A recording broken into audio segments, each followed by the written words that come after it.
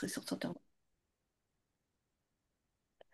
Bonjour Maria, ben nous voilà à un moment de ton interview, de te mettre en valeur. Et j'avais envie d'une première question, c'est quels sont, d'après toi, les événements ou les personnes qui ont fait que tu t'es à un moment donné réveillée dans ce monde en se disant, mais je ne suis pas de ce monde. Alors, dans ce monde, les choses qui m'ont fait me réveiller. Alors moi, on est bon pour voilà ceux qui vont nous retrouver. Hein, on vient de passer un moment avec Dominique, et donc on a suivi le parcours de Dominique. Et ben moi, contrairement à toi, j'ai pas l'impression de venir d'une autre planète, et donc j'ai bien galéré dans celle-ci. Par contre, je me suis vraiment jamais sentie à ma place.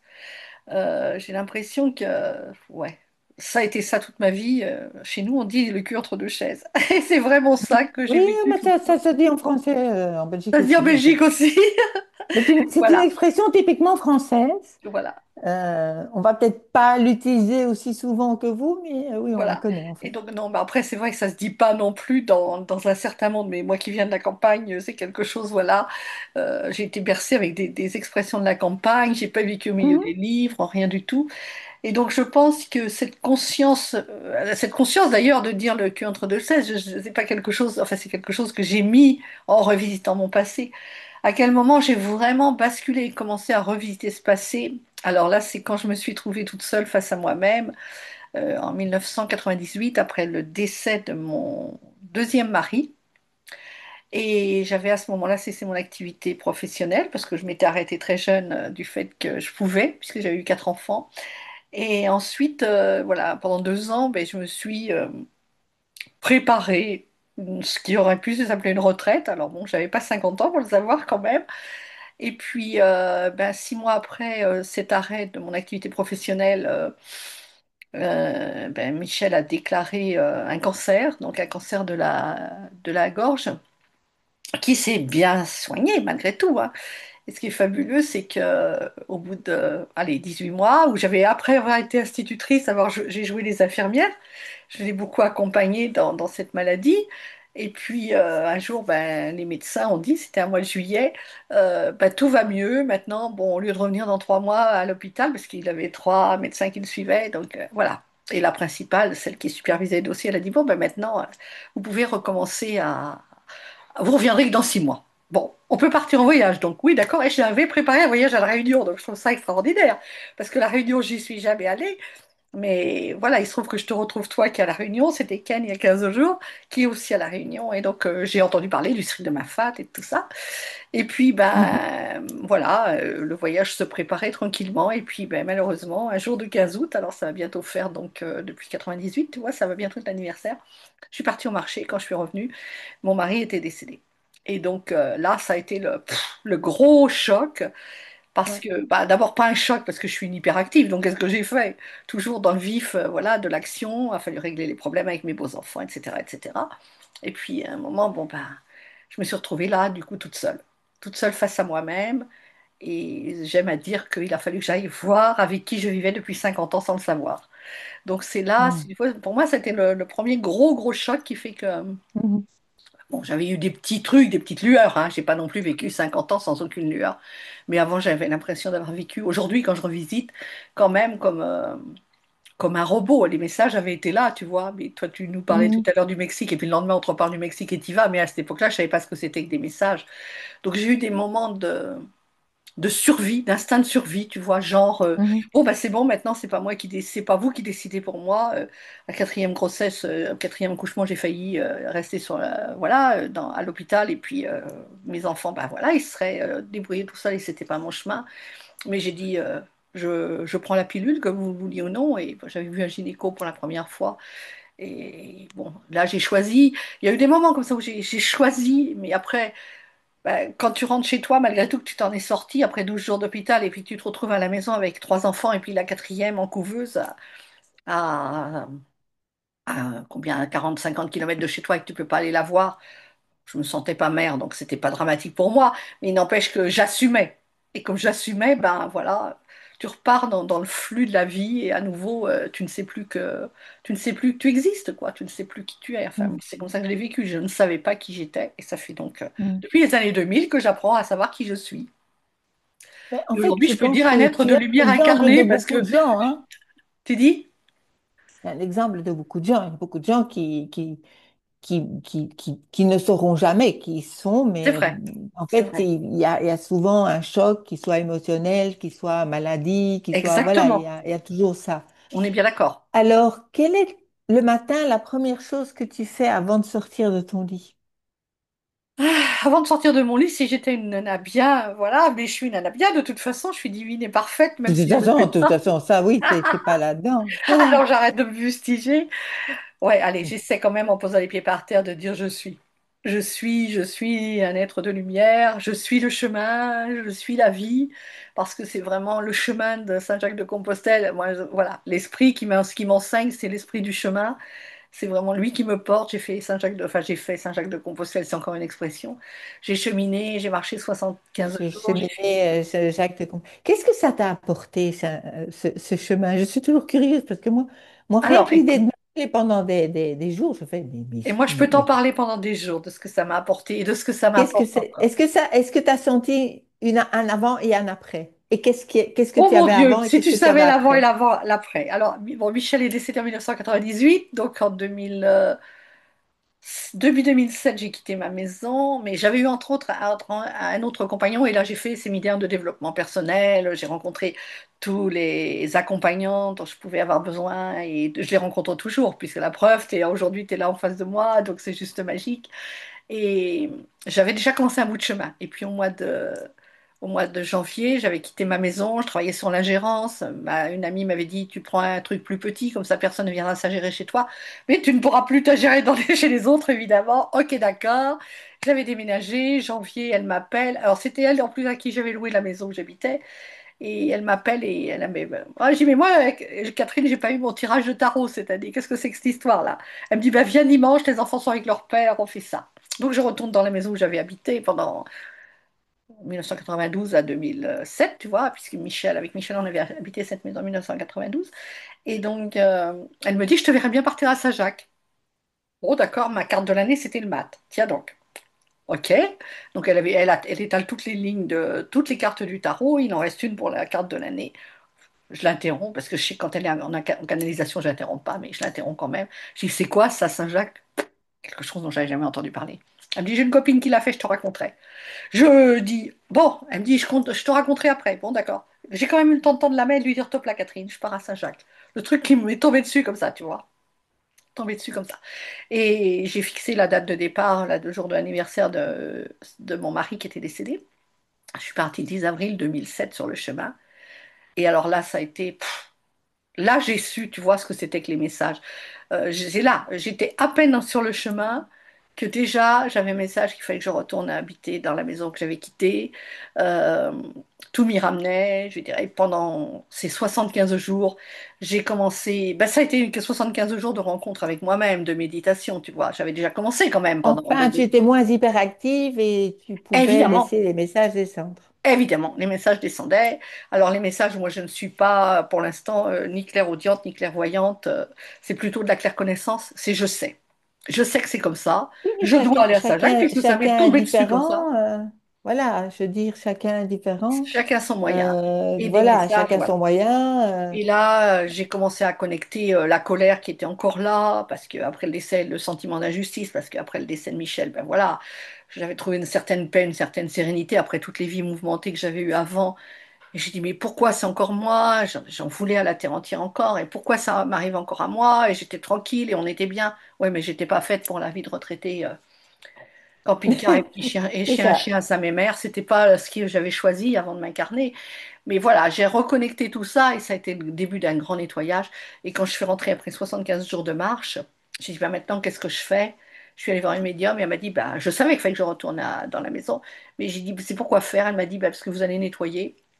Et j'ai nettoyé avec l'aide de ma copine Catherine. Le 1er juillet 2008, j'ai quitté cette maison. Je suis partie nomade avec ma voiture après avoir débarrassé des camions, parce qu'on avait une ancienne ferme, un mari dans le bâtiment. Ah oui. Et j'ai vidé des camions et j'ai vécu nomade avec ma voiture pendant 18 mois. Il me restait juste 24 mètres cubes en garde-meuble. Et le jour où je les ai récupérés 4 ans après, j'ai dit, mais pourquoi j'ai gardé tout ça? Tu vois, j'ai croulé sous le poids de ce qui me restait. Et aujourd'hui, j'ai recommencé à entasser, hein, j'ai une maison, mais enfin, c'est quand même, voilà, ça n'a rien à voir. Et donc C'est oui, ça a différent. vraiment été. Et alors sur ce chemin, pour continuer, parce que après, évidemment, moi je vois plein de pèlerins qui y retournent. Donc aujourd'hui, c'est vraiment dans l'actualité que tu me poses cette question. Tu es super connecté, merci. Parce que c'est ma réflexion d'aujourd'hui. C'est qu'est-ce que j'ai fait sur ce chemin, qu'est-ce que j'ai contacté. Je suis partie avec mon téléphone portable. À l'époque, c'était le début des téléphones portables, mais je n'ai pris aucune adresse. Les seules adresses et les seules personnes avec qui j'ai discuté, c'est les gens dans les lieux d'accueil. Et aujourd'hui, ce qui m'amène à créer moi-même des lieux d'accueil. J'ai ensuite fait, après, voilà, quand je suis revenue, j'ai entendu qu'effectivement, une autre solution pour faire le chemin, c'était d'aller. J'avais plus de maison, donc j'avais plus de lieu. Donc j'ai dit, je vais aller faire de l'accueil de pèlerins. Donc je suis allée me poser dans des lieux d'accueil et j'ai accueilli. Et les gens qui arrivent après le chemin vers 14 heures, de 14 heures à 15 heures, 16 heures, ça arrive. Et j'étais là pour les accueillir, pas les prendre forcément dans mes bras, mais il y en a eu à qui je l'ai fait, Mm. offrir un soin de pied, etc., préparer le repas pour qu'il soit bien. Quand à 6 heures, il me disait, ben, on a froid. Je dis, non, vous n'avez pas froid, vous avez faim. On va manger, après, ça va aller mieux. Après, bon, allez, c'est vous qui faites la vaisselle. Moi, maintenant, je passe à l'administratif, parce que dans un refuge, il y a un peu d'administratif. Mm. Et puis après, voilà, c'était un soin de pied et tout ça. Et j'ai eu l'impression d'être utile, de vraiment diffuser ce que je ressentais. J'ai vu des transformations. J'ai vu des gens repartir le lendemain, enfin, complètement différents de la façon dont ils étaient arrivés la veille. Et c'est ce que j'aime faire. C'est dans mon ADN, l'accueil, c'est dans mon ADN de mettre des lieux à disposition. Et donc j'ai fait ça pendant 1 an et demi, 2 ans, 3 ans. Puis à un moment, bon, c'est bon là, l'accueil tel qu'il est fait, mais c'est pas moi, quoi. Je veux dire, quand on est là à se dire que le chemin il nous appartient et que il y a une vision qui n'est pas, qui ne me correspond plus. Donc j'ai laissé tomber. Il y Toi, a qu'est-ce que tu voudrais comme type d'accueil? Si on te donne carte blanche, tu te dis, bon, il n'y a pas Alors, de ben, limite. c'est exactement ce que je suis en train de préparer en ce moment. Ce sont des lieux de ressourcement. Et donc là, j'ai reçu message qu'il fallait que je commence par le mien. Donc pour moi, j'étais institutrice en école maternelle. Ce qu'on nous disait, c'est mettre tout à disposition de l'enfant. Alors, j'étais avec les petits à la fin, donc les 2 ans, 3 ans. C'est que l'enfant Mhm. ait tout à sa disposition. Tu vois, dans une classe maternelle, on fait un coin cuisine, on fait un coin chambre, on fait un coin salon, on fait un coin bibliothèque, on fait un coin. Tu vois, ce sont des petits coins qu'on met comme ça à disposition de l'enfant où il va pouvoir aller interagir avec l'autre, interagir avec l'objet, interagir avec... et après, c'est notre présence, pas forcément silencieuse, mais notre disponibilité à répondre et effectivement notre présence qui est aussi vibratoire dans les futurs lieux, c'est pas, voilà, c'est pas l'école maternelle. Ce sont vraiment des lieux où il y a cette présence d'accueil, tu vois, donc que ce soit aujourd'hui ben, quelqu'un qui est dans l'écologie, quelqu'un comme moi qui est dans le soin, dans les huiles essentielles, dans l'accompagnement à la nutrition, depuis avec cette vision holistique de l'humain, c'est vraiment mettre des lieux à disposition, j'appelle ça la table du festin, où les gens vont pouvoir Mhm. venir se nourrir, apaiser leur faim et leur soif et leur quête de sens, cela va de soi. Donc, Mais c'est vraiment une forme dresser c'est cette une table du nourriture aussi, hein? festin. Alors, ça ne sera pas dans tous les lieux. J'aime beaucoup Findorn. Je suis allée passer 4 semaines à la communauté de Findorn, où là, il y a vraiment un catalogue de stages de ressourcement qui est épais comme ça. Mais c'est plutôt Oui, et qui n'était pas le cas au début. Find On, bien évidemment, ça s'est construit. Ça fait 70 ans que ça existe bientôt. c'était vraiment Ça s'est très mignon. construit. C'était beaucoup plus branché euh, Culture. culture, Voilà, avec c'est ça. travail avec Aïe les a dit, c'était la fées, les culture. lutins. Là, Exactement. maintenant, il y a souvent des gens qui viennent donner des stages, mais avant, c'était vraiment l'endroit où tu pouvais te ressourcer, mais Voilà, sans c'est ça. Et devoir moi, c'est faire des ça stages, en ce fait. dont j'ai envie, tu vois. De lieux où les gens vont venir. Alors, si c'est des pèlerins, ben, ils seront là une soirée, une nuit. Si c'est des personnes qui sont en rupture, et moi j'ai beaucoup travaillé avec la relation, parce que ben, la relation, la rupture, voilà, c'est mon chemin, hein. Voilà, Mm. souffrir du silence après le départ de l'autre, c'est mon chemin. Et donc, et j'ai eu cette vision déjà quand j'habitais là-bas, juste après le décès de Michel, quand j'habitais dans cette maison. Je me suis retrouvée dans le monde des célibataires, chose que je n'avais pas connue puisque je me suis mariée à 19 ans parce que j'étais enceinte. La meilleure raison pour se marier, c'est bien celle-là, s'il en existe une. Donc je précise, ne riez pas, ouais, et juste écoutez entre les lignes, d'accord? Mhm. Et je me suis retrouvée dans le monde des célibataires. Et évidemment, c'est un monde que je n'avais pas du tout connu. J'ai pas eu d'adolescence puisque j'étais en internat, une année de fac à Nantes en 68, la meilleure année où on peut être en fac. C'est ça, oui, un peu explosive, on va Un dire. peu explosive, mais moi j'étais loin de tout ça parce que j'avais pas toutes les informations. Voilà, je venais de mon monde, j'étais pas à ma place. J'étais là aussi le cul entre deux chaises, tu vois. Les copains du village n'avaient certes même pas été au-delà d'un CAP, donc j'étais aussi pas du tout, je me sentais pas à ma place. Mais je faisais physique quand même, hein. Physique quantique, ça me parle, tu vois. J'étais en physique, maths Mhm. physique. Et donc oui, alors. Je me suis retrouvée dans ce monde des célibataires et bah, j'ai fait ce que j'aime faire, c'est-à-dire j'ai rassemblé, j'ai accueilli, j'ai créé même un club de célibataires qui s'est transformé en agence matrimoniale. Et donc j'ai tellement là écouté les gens et tellement senti cette souffrance et ça m'a moi aidé à grandir évidemment, de la rupture, de la séparation, que je me disais mais si j'avais des petits chalets sur mon terrain là où les gens pouvaient venir se poser 1 mois, 2 mois, 3 mois, en attendant de rebondir, en attendant de... Voilà, Et au en lieu de se ayant précipiter. de la possibilité d'avoir de l'aide aussi, Voilà, voilà. Et alors s'ils là, veulent. donc c'est vraiment ça ma vision d'un lieu de ressourcement. C'est l'endroit où tu passes le temps dont tu as besoin, aussi longtemps, voilà, et où tu peux revenir ou pas, ou alors tu peux aller dans un autre, puisqu'aujourd'hui, ce que me souffle la vie, c'est vraiment de dessiner une spirale sacrée sur l'Europe, la France et l'Europe, et d'y implanter des lieux, et ça fera un nouveau périple de chemin initiatique. Alors on ne le fera pas forcément à pied, on pourra le faire avec son vélo, avec sa voiture, avec son camping-car, avec ce qu'on voudra, et puis Mhm. voilà, cheminer, poursuivre son chemin de Et vie. là, concrètement, parce que moi, je suis quelqu'un qui aime bien le Oui. concret, ben, je suis coach aussi, hein, donc. Des coachs aussi. Ben, j'en ai besoin des coachs aussi en même temps. Et ben moi, je combine mon coaching avec ma canalisation. Donc, Oui, je m'adresse au guide de la personne qui me donne les informations oui, et je les mets en coaching. voilà. Donc Donc voilà, concrètement, chacun sa eh bien méthode. concrètement, cette maison Mais aujourd'hui, alors, concrètement, dans la maison où tu es, qu'est-ce que tu peux mettre en place alors c'est pas dans la maintenant maison où je pour suis. La maison où commencer? je suis, là, je suis locataire. Là-bas, je suis usufruitière. Cette maison, elle est à côté du Mans. Et dans cette maison que j'ai quittée en 2008 et que je croyais que je n'y retournerai jamais, la vie a dit, bah mais si, ma chérie, tu y retournes. Sauf que pour y retourner aujourd'hui, il y a encore quelques petits... bon, les montagnes se sont abaissées un petit peu. Maintenant, il y a encore dans cette maison une locataire qui était censée acheter la maison, puisque moi je voulais qu'elle soit vendue, mais sauf que, voilà, mes Mais comme tu croyances. allais, comme tu devais pas la vendre, elle l'a pas Ben acheté. oui, quelqu'un a matérialisé. Il y a un de mes beaux-enfants qui a dit non, on va pas, on n'accepte pas de la vendre. Bon, ben merci. Aujourd'hui, je le remercie parce que Olivier, il savait pas. Mais je disais pendant 15 ans, j'ai dit, bah, mais il y en a un qui veut pas vendre. Ok, j'y peux rien, il y en a un qui veut pas vendre. Sauf que celui qui voulait pas vendre, c'était moi, je le savais pas. Donc, c'est Ben, c'est ça. m'a permis Et de donc, tu dois savoir. récupérer la maison. Et pour la récupérer, parce que la locataire ne voulant pas s'en aller, quand j'ai commencé à lui dire que j'allais lui signifier son congé, elle a déposé une plainte auprès de l'ARS et il y a un dossier d'insalubrité sur la maison.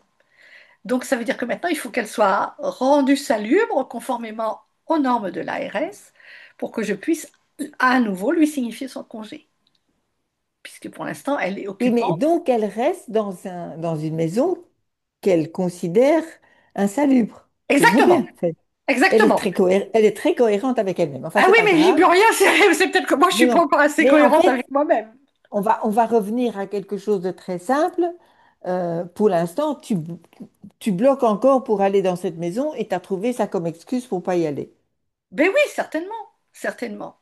Donc, c'est un nettoyage. Et en fait, je pense que c'est ce que tu me disais dans mon interview, ce sont des mémoires cellulaires qui ont besoin d'être nettoyées. Quand ça s'est nettoyé, à la brosse à dents, Exactement. Alors ça après, va se faire voilà, tout je suis seul. donc en train de faire des plans de financement participatif parce que le blocage, il est également financier.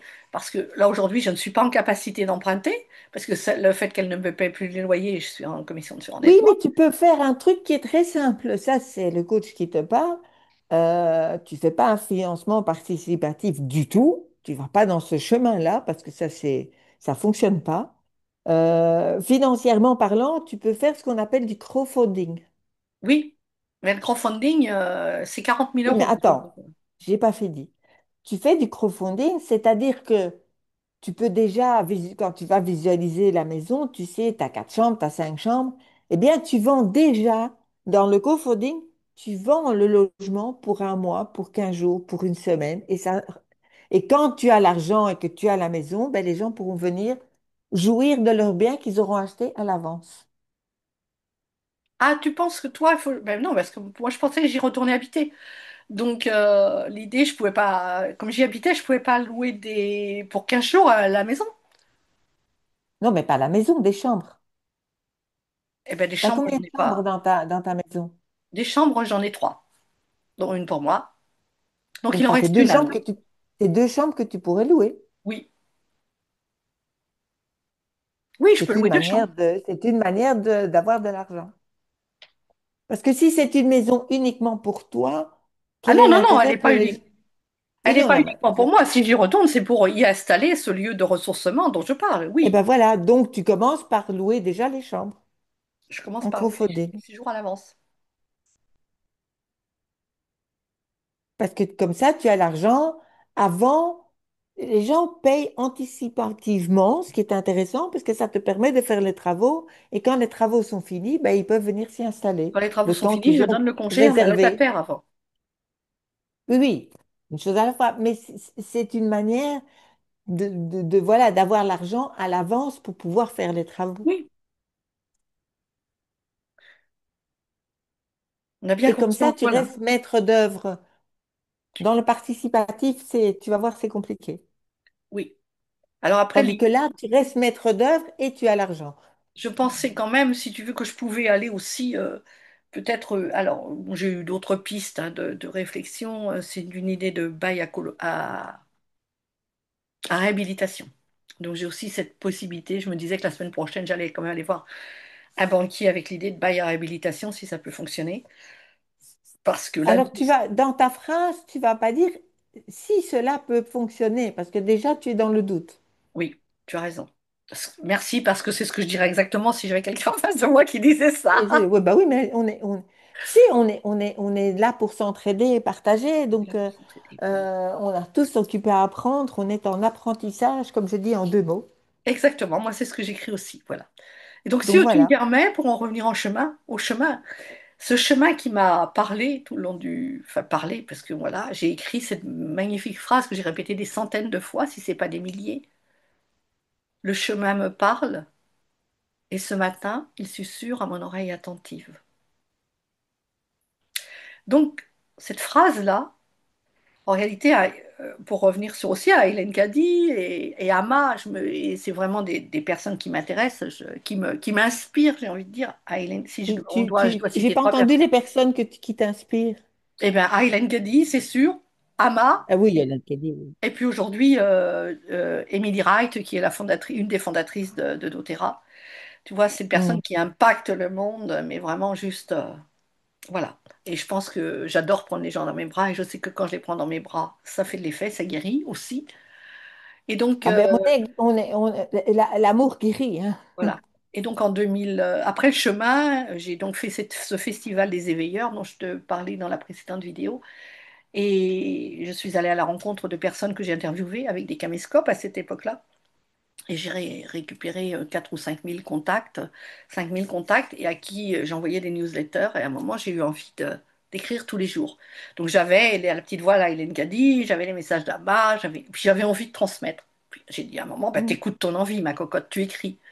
Et donc j'ai C'est écrit ça. pendant 3 ou 4 mois, tous les jours, envoyer un message qui était bah, une digestion de ce qu'il y avait à côté de moi, quoi, une inspiration du chemin, Mhm.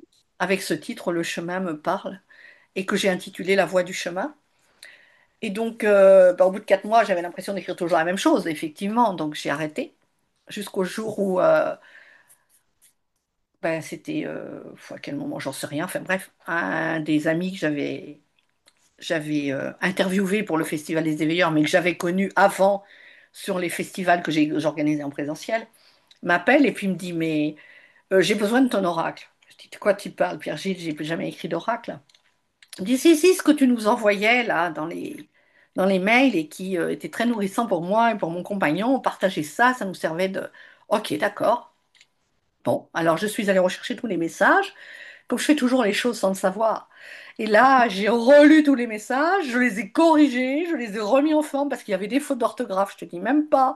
J'avais honte de ce que j'avais envoyé pendant des mois comme ça, mais a posteriori, parce que je relis jamais. Et quand je tape à l'ordinateur, je tape avec deux doigts. Donc, ça veut dire que l'institutrice, excellente en orthographe, quand elle tape à l'ordinateur, c'est complètement nul.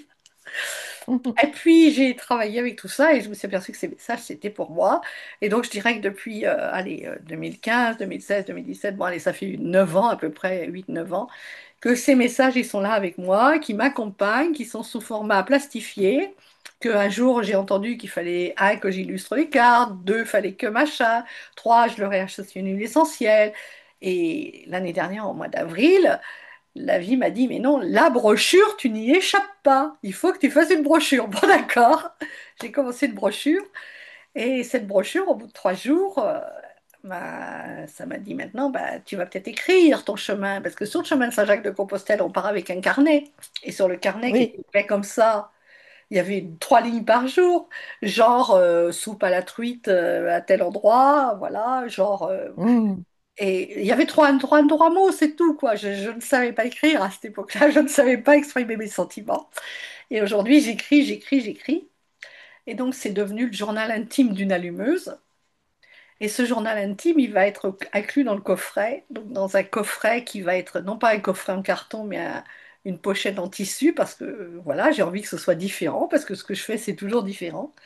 Donc dans cette pochette en tissu, on pourra glisser des huiles essentielles, il y aura le jeu de cartes, tu vois, ça s'ouvrira, donc il y aura le jeu de cartes, il y aura la brochure, il y aura le journal intime d'une allumeuse, et donc ben, les gens pourront enlever mon journal intime quand ils s'en seront servis d'outil de travail, c'est tout mon témoignage de ce que j'ai retraversé à nouveau avec ces oracles, avec cet oracle, avec les 40 premières voies du chemin, parce qu'il y en a 80.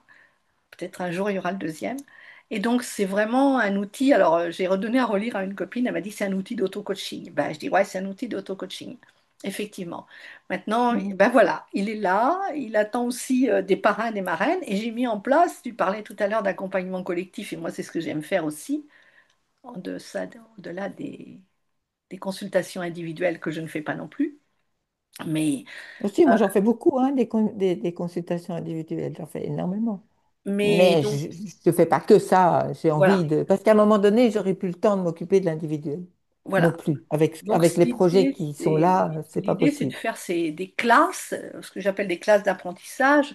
Donc, c'est déjà comme comme un lieu de vie virtuel Oui, dans tout à lequel on va se fait. retrouver par groupe de 12 parce que je veux 12 personnes, j'en veux pas plus, parce que moi, je veux pouvoir voir tout le monde à l'écran et que ce soit interactif. Et donc, par groupe de 12 et on va se retrouver tous les 15 jours. Et la feuille de route, ben, ça va être effectivement la guidance à partir de la voie du chemin. Donc, par exemple, c'est la dernière, c'est quitte le faire pour l'agir. Mhm. Donc, on Eh va oui. travailler, on va éclairer nos expériences ensemble à partir des guidances qui seront faites une fois par mois. Parce que je ne peux pas en Mhm. faire plus souvent parce que ça me prend beaucoup de temps aussi. Alors, je peux les faire ponctuellement et puis voilà, avec les cartes et dire comme ça.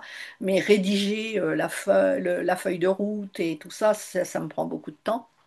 Donc, on en fera des tirages au cours des ateliers qui dureront 1 heure et demie et une fois toutes les 2 semaines. Donc Mhm. voilà, alors le chemin, ça m'a apporté bah, toute cette transformation Toute personnelle. cette transformation. Et donc l'idée aujourd'hui, c'est vraiment de particulièrement apporter mes accompagnements à des personnes qui auraient envie de s'investir dans des lieux d'accueil, enfin soit-il aussi minime soit-il, je veux dire que ce soit un accueil d'une journée, et que ce soit là je l'ai proposé, j'ai fait un contrat personnalisé pour une personne que je connais. Je lui ai fait un contrat de 48 heures. Donc tu viens, je vais te chercher à la gare parce qu'elle habite pas, voilà, elle n'a pas de moyen de locomotion.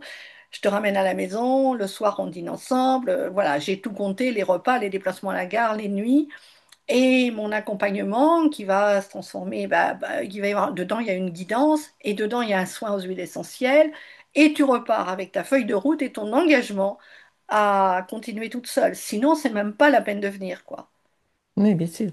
C'est même pas la peine de me dire, ah, elle m'a dit, je viens voir. Bon, bah, tu Ben, viens tout ça, voir. c'est des beaux projets et Voilà. ben, écoute, que le meilleur soit et que ton Donc, c'est vraiment chemin ça, tout ce que le s'éclaircisse chemin et m'a apporté. s'élargisse, que ce chemin s'éclaircisse et s'élargisse au fil du temps. Oui, c'est vraiment tout ça, tout ce que le chemin m'a. Enfin, ça a été vraiment un grand basculement. Il y a eu celui de 98, dont je te disais, après le décès de Michel, où j'ai commencé.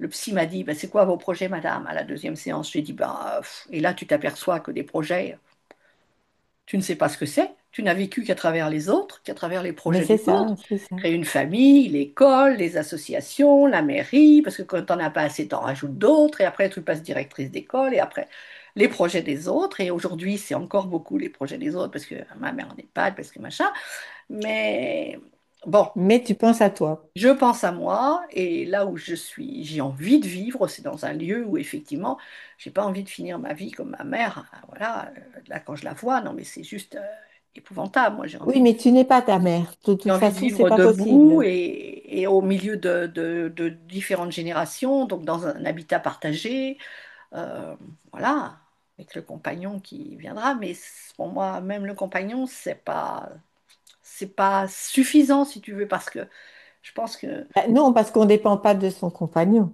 non, et On puis que si chemine on veut rester ensemble, sur mais un lieu de pas. vie qui nous convienne, eh bien, moi j'ai besoin d'un jardin, j'ai besoin de tout ça, donc ce jardin, il ne va pas s'entretenir tout seul. Donc l'idée, c'est que je donne ce que je peux donner en échange de... Voilà, et on vit tous Voilà, ensemble, et c'est la relation au quotidien qui fait qu'on va aller bah, chercher qui on est dans ce miroir en face de l'autre. tout à fait.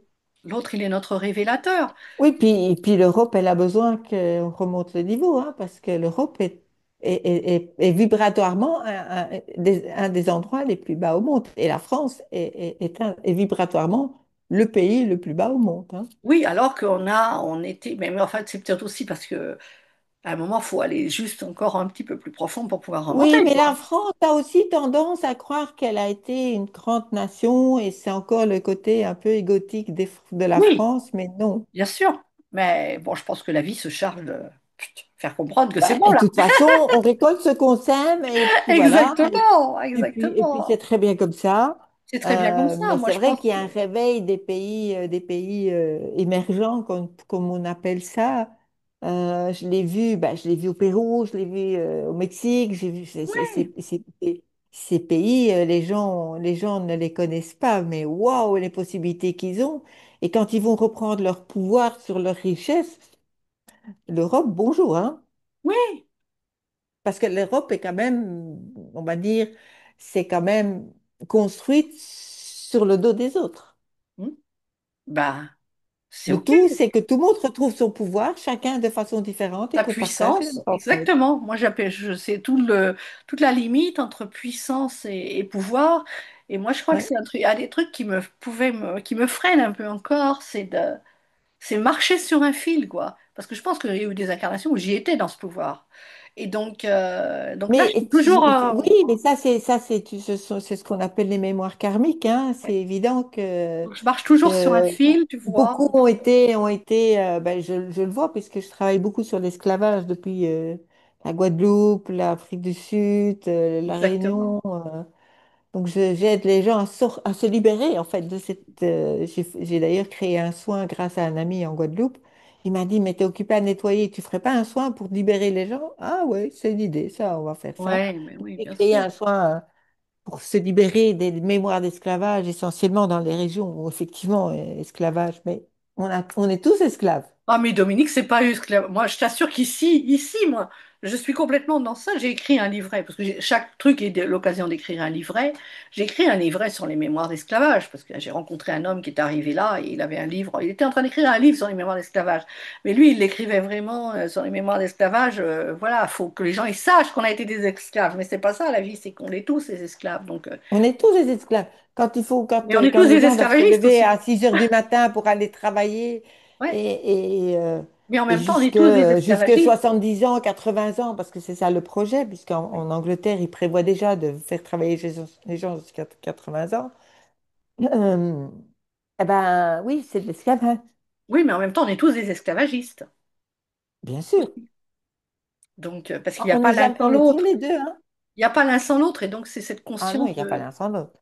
Il n'y a pas la C'est cette lumière sans conscience de l'ombre et la ça ne marche pas non plus. dualité, voilà, c'est cette conscience de la Le but, c'est de dualité. revenir à l'unité et voilà, On est et bien d'accord, recentrer. on Voilà. est bien d'accord.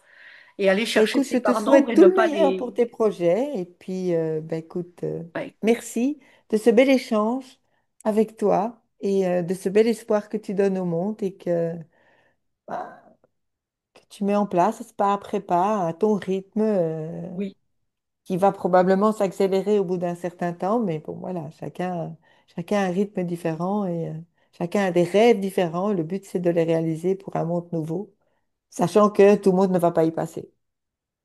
c'est vrai, Il faut aussi. l'accepter aussi.